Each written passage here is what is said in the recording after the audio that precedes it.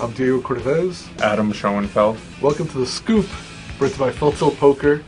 We have Full Tilt is the label that pays me. And we've got a special guest, David Plastik, here today, who is a journeyman in the poker world, which is really saying something because as opposed to just winning one big document, to endure for a while with a lot of success, with almost $2.5 million in tournament winnings alone. He's been grinding for a while. And 13 years. Guy, and he's an interesting guy to boot. So we're going to roll with David Plastik.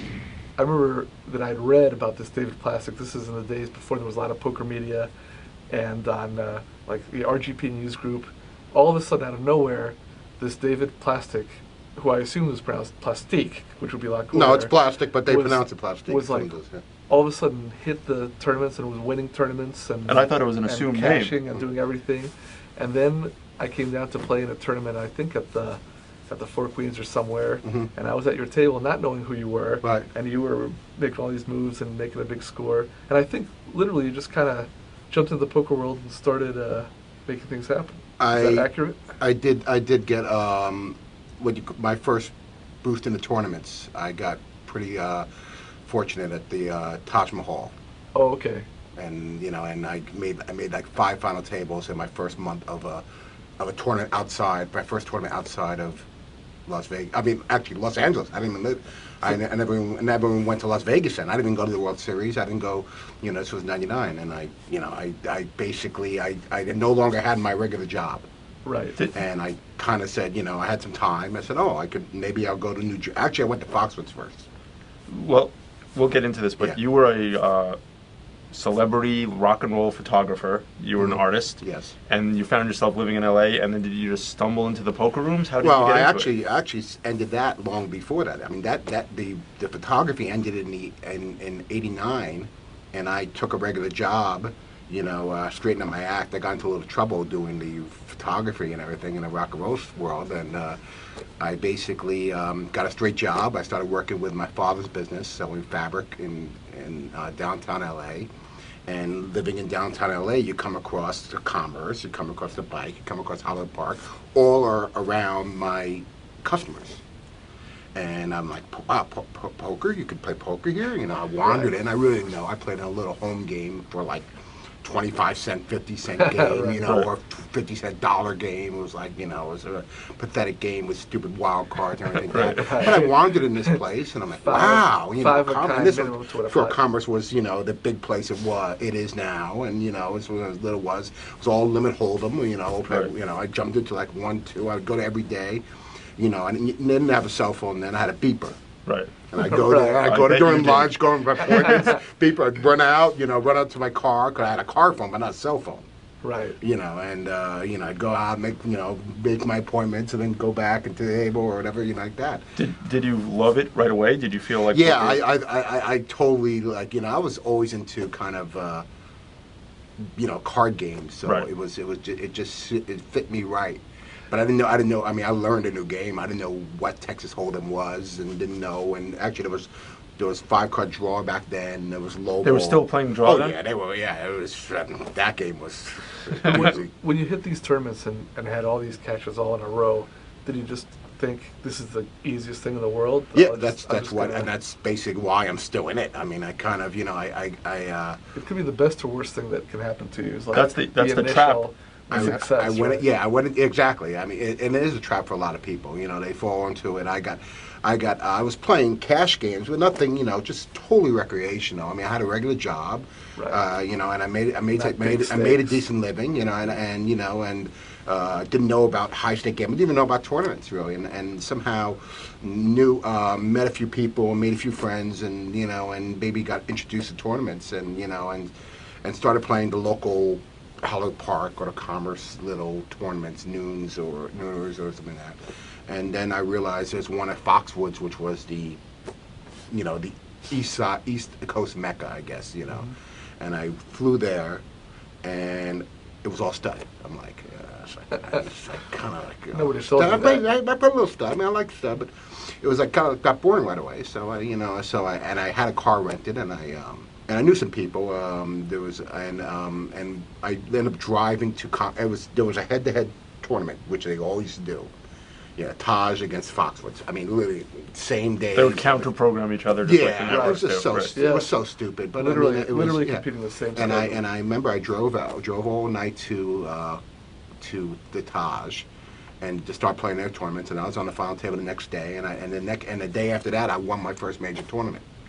And I remember I knocked out. I mean, I beat heads up like the local New Jersey champ. Well, Right. I mean, whatever, the guy that everyone likes, and I mean, everyone was rooting against me. It was like, and then I kept making, I kept going on, and I made the TV final table of the main event also, the one where Benetti and Grano went at it. This was the first USPC. No, there was a USPC before that. Okay, but it was one of the early. It was one of the early ones. Yeah. It was And one of 99. the only things on But- TV. Yeah, was where they don't on show the whole TV at cards. time, Yeah, they don't show the whole That might I have cards. been remember the watching first- that, like, yeah. oh, poker on TV. I think that was the you know. first Yeah. non-World Series Yeah. televised Yeah, event, 7,500. Right. Yeah. and the World Series was just on once. Right. Exactly. For an hour. That's totally Yeah. true. And it was dramatic. John Benetti and Daniel Negreanu. Oh had yeah, the and it was good the heads-up greatest battle. heads up. I mean, there were two good characters, and early in their, Right. early in Daniel's career, and even Benetti really wasn't a old time player from that long ago. He started Right. really late, but it was and But now you figure this is the greatest thing ever. I even had hair back then. It was so long ago. But did you like right away? Did you abandon your? Well, no, it was already professional abandoned. life? My Oh, it was my already life was abandoned. unfortunately.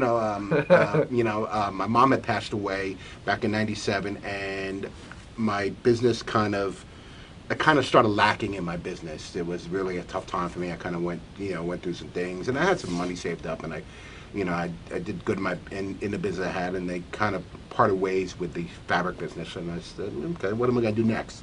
Started looking for some things, and I started looking, through some outlets and thinking what to do, and I said, okay, well, maybe I'm going to go and take some time and play a poker tournament in the East Coast, whatever. Right. And it boomed. I mean, I came back with $100,000 profit that month. Right.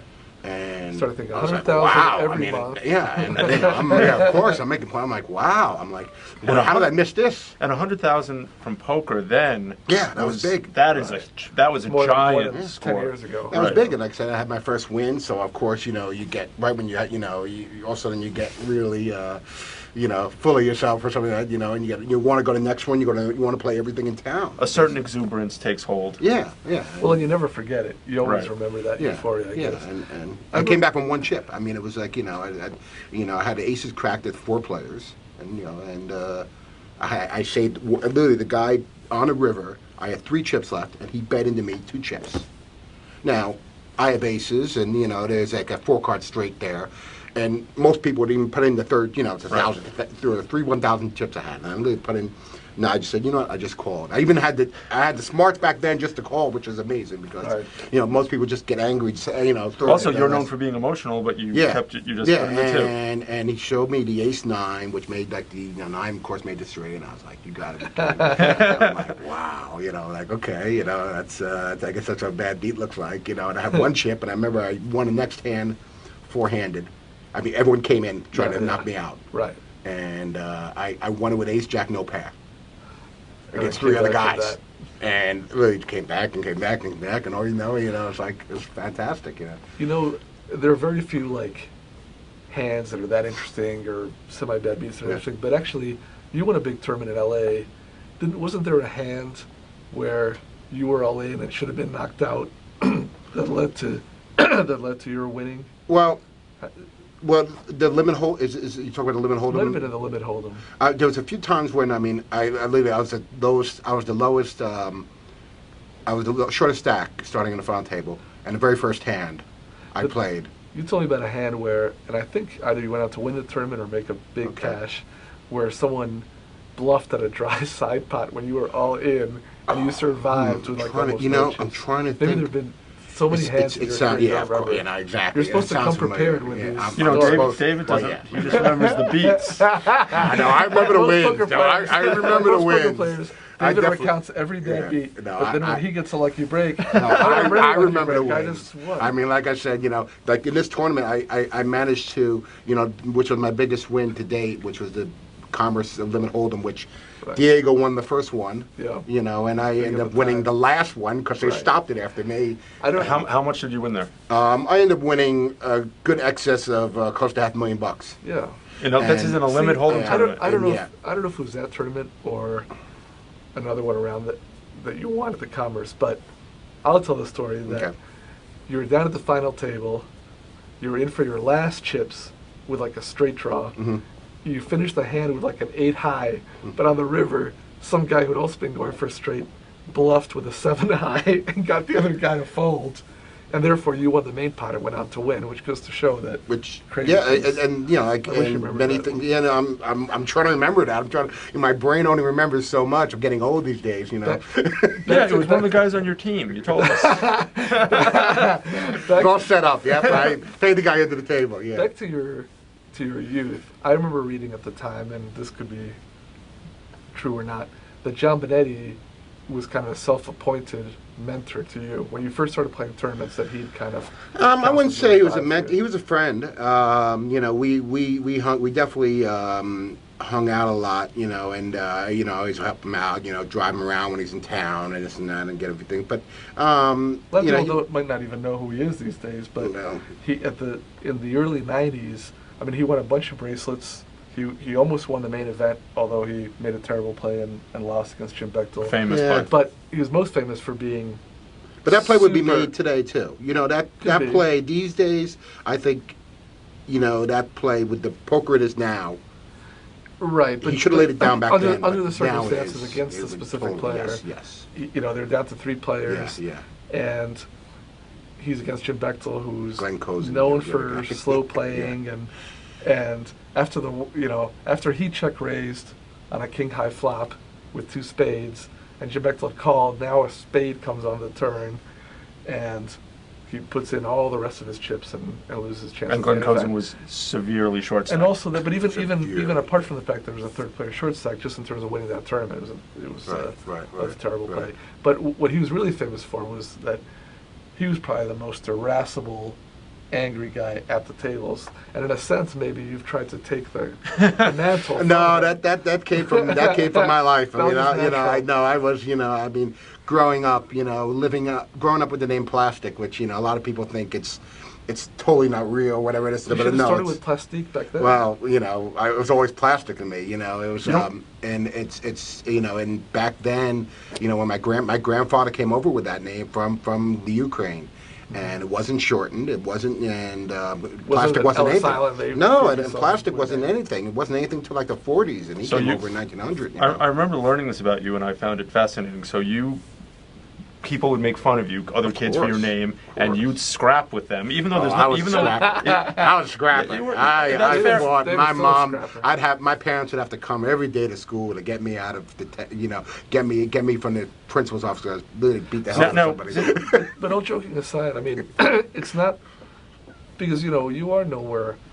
You know, you show your emotions Sure, at the sure. table. Sure. But it's not because of poker, and I mean that seriously. Comes from my because father. Poker, Believe me. poker You bet can my be father so you would bet. frustrating, Yes. especially Oh, yeah. trying to make your living Yeah. playing Yes. tournaments. Oh, that yeah. I can see where you start off mild mannered, Well- former fabric salesman, and then after like the Garmento.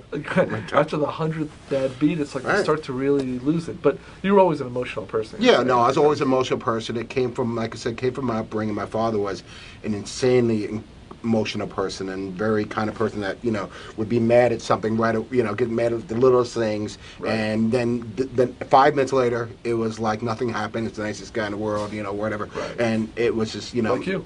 Well, yeah, you know, I mean, yeah, you get me 5 minutes later after blow up, I'm fine. I mean, Everybody- You know, I everybody mean, likes you. but within those 5 minutes, I kicked over a Right. garbage can, or I threw a chair, Right. or you know, or I did something like that. But you know, it happens. And I See, mean, when poker yeah. was first getting on TV and they were first starting to broadcast the World Series, you know, on ESPN, you made the final table of the horse, which Yes. Bill Brunson won, which was a huge Yes, thing. The fact yes. that, you know, he hadn't played World Series for a while and Yes. he wins. You Got almost third. won. You got third. got And then third, when you got and I knocked should have out, never got third. when you got knocked out, took a beat. I you took took an insane a beat. terrible Third, beat, yes. and you like kicked the garbage can across the room. And and- Bill Brunson himself said, you know, something like, Actually, he didn't see that. That wasn't even in the room. I was "Oh, outside was of it?" the room. But afterwards, Yeah, when he, but when I he threw heard the about card, it, he yeah. said something like, you know, in poker, I can't imitate it, but you know, if you can't handle those beats, Yeah. or something. Right, yeah, it was something like that, But in fairness to you, that's the kind of thing where basically the second your foot hits the can, you know you shouldn't do it, and it's not like you think it's okay. you didn't pick Doyle, you It just wasn't picked planned. It wasn't, of course, Right. I mean, it was totally by surprise. My dream back then, this was early poker, and playing against Doyle Brunson three-handed in a horse tournament, it was, pretty exciting. To win a and bracelet going after my against first him. bracelet, exactly, Yeah. and I just wanted to get heads up. I didn't want to, I said to myself, okay, if I get heads up, that will be my accomplishment. If I lose the door, Brunson the horse, I mean, hey, that's lose. And What an we had one experience. guy really short. Brian Havison was really short chipped, and me and Doyle were the chip leaders when we started, and we were battling out. And it was a great final table. Scotty Wynn was there, and Bill Gaze and Chip Right. Jett. I mean, it was a pretty pretty well known final table, and we went in and. I flopped the king high flush and limit hold'em three-handed. And and it was pretty, and I just couldn't believe that, of course, when I put the fourth, of suit, I think it was spade, who knows what it was.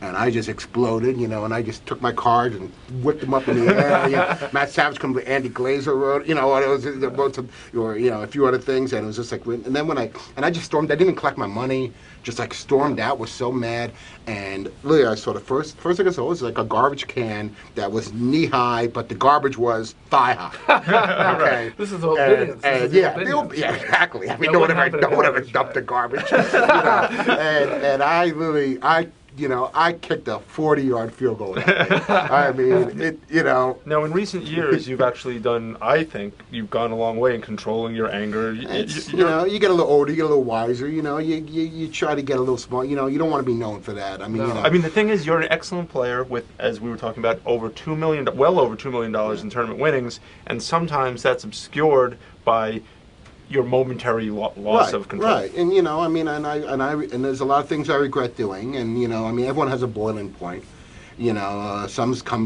Some people's come earlier than some others. But and your people anger- show it at home. I mean, I've seen people get mad at home, or and I've seen athletes get we these days there's a lot of athletes getting pretty so I understand it a little, but I also say I may look like a fool, but But your anger is also, it's directed at yourself, not at other people. Yeah. For the most part. Yes. It's Oh not no, that it's you're- it's not that you're mostly mad abusing at other myself. players. I You're mean, just there's frustrated, or someone really ticked me off. I mean, like Phil Hellmuth, sometimes people will push your buttons intentionally, and now you've done a good job, I think, in making your buttons not as accessible. But I've seen that happen too. I've been getting a little bit better, but it's these things that unfortunately hurt me a few times. A lot of them didn't get televised. A lot of them are really as known as just not hearsay, Just but among but really no one knows exactly what happened. I mean, Right. did I really say? Sometimes you don't know what sometimes words about you say you don't know what you say. You Right. don't. There's no record. Especially in the old days, the poker world was so much smaller Oh. that it was like a little sewing circle where any gossip would immediately Sure. circulate and infiltrate the whole thing. So you might get 86 from some tournament or some casino. You had a Few. streak. List You of had a them. streak where just like the Triple Crown, where you try to win each Right. tournament, you get. Yeah, exactly. But I got the then- but reverse then Triple Crown. People aren't there, but the they bike, just hear like the Commerce and Hollywood part. yeah, right. I fucking never got thrown that. But people hear Wish I like, did. oh, he's kicked out of this. What did he do? Well, it starts Right, out it with snowballs. he threw the cards off the table, and then by the time it gets to the last guy, it's like he murdered a dealer. Yeah, exactly. I mean, Thanks for joining us on The Scoop, brought to you by Full Tilt Poker, and David Plastik has a lot of interesting tales to tell. He threatened me. He said he wants multiple parts, so I said okay. He's not somebody you You don't trifle. dismiss You don't trifle with David. easily. So we'll be back next week with more David Plastik.